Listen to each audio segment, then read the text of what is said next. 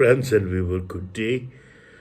The Other Boleyn Girl. This is the name of the novel. It is written by Philippa Gregory, and this novel has been published in 2001. So, the Other Boleyn Girl, British author Philippa Gregory, present a fictionalized version of the life of Mary Boleyn and Anna Boleyn's sister, and one-time sister-in-law to Henry VIII, spanning the 1520s and 1530s. The novel chronicles Anna's story through the eyes of her sister, adding a new and unexpected perspective on the legendary historical figure. So, the Other Boleyn Girl, published by Scriber in 2001, was a New York Times bestseller book. So, the novel opens as Mary watches the execution of her uncle, the Duke of Buckinghamshire, at the royal court. The Duke had publicly said that King Henry would die without fathering a son. This is nothing short of treasonous in Henry's eyes, and he orders the beheading of the Duke. A year goes by, and there is still no male heir for Henry. Anna joins Mary at court, whereupon Mary weds William Carey. Meanwhile, the girl's father and Thomas Howard, the Duke of Norfolk, see an opportunity to manipulate their way into the king's good graces. They form a plan in which they will install Anna as Henry's mistress, and she will have his sons, and the Boleyns and the Howard will have the favor of the king. However, things don't quite work out as they had hoped. Anna inadvertently causes a hunting accident that injures Henry. He chooses Mary to nurse him back to health, and she soon begins an affair with him. Even developing genuine affection for the bombastic king, Henry pays off William with substantial land and money. Then Mary learns she's pregnant. With the hopes of the king, two families with an entire kingdom pinned on Mary birthing a boy, she has a girl whom she names Catherine after the Henry's current wife, Catherine of Aragon. Though the arrival of another girl devastates everyone involved, Mary continues her affair with Henry.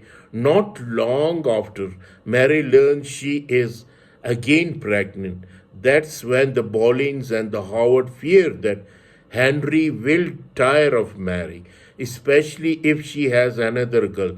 So they plant Anna at court as a means of distraction.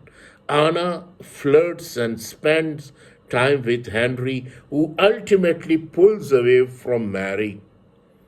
But when Mary gives birth to a boy named Henry after his father, she is again back in favor with the king. It is not enough for Mary, however, because her children are not legitimate.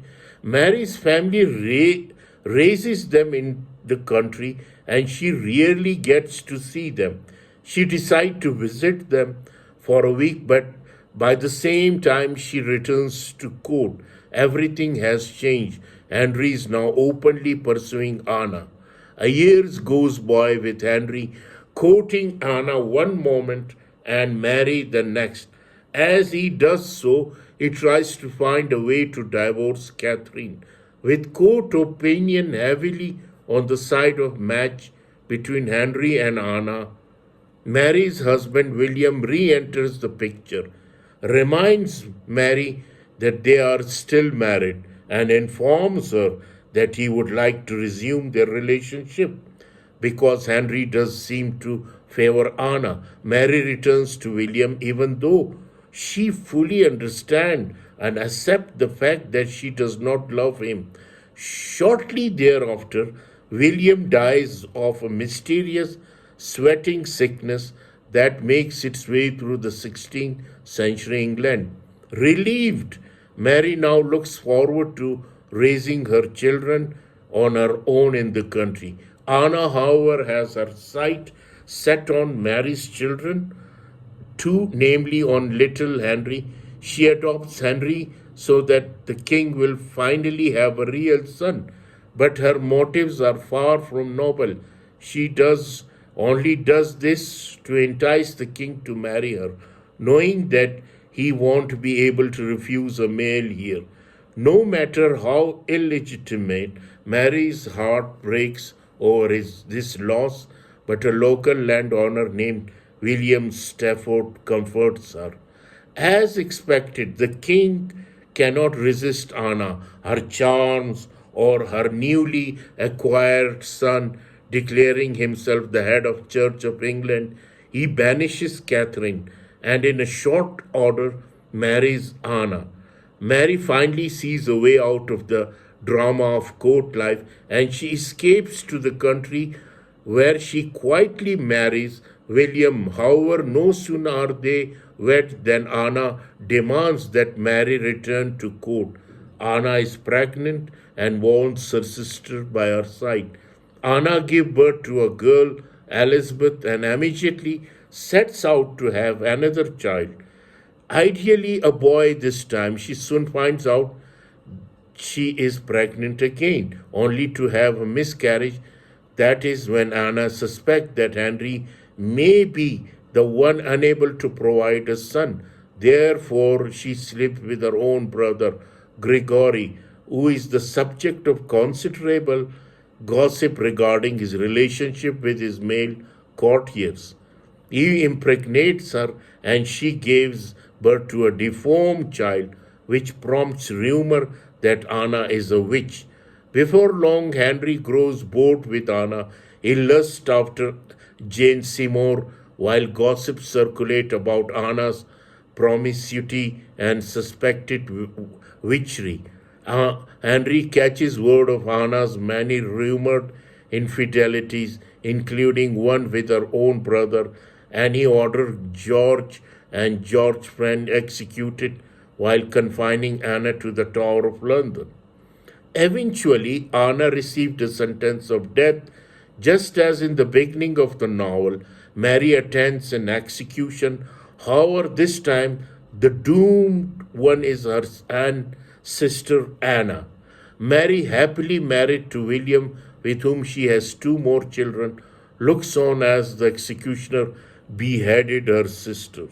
With the Boleyn family's reputation and legacy in tatter, Mary, William, and the children finally return to the country where Mary has always longed to be. So this is the story of these two sisters, and I hope the other Boleyn girl, the tragedy of Anna Boleyn, the wife of King Henry VIII, and I hope you will enjoy this novel written by Philippa Gregory. I hope you will enjoy it. Thank you very much.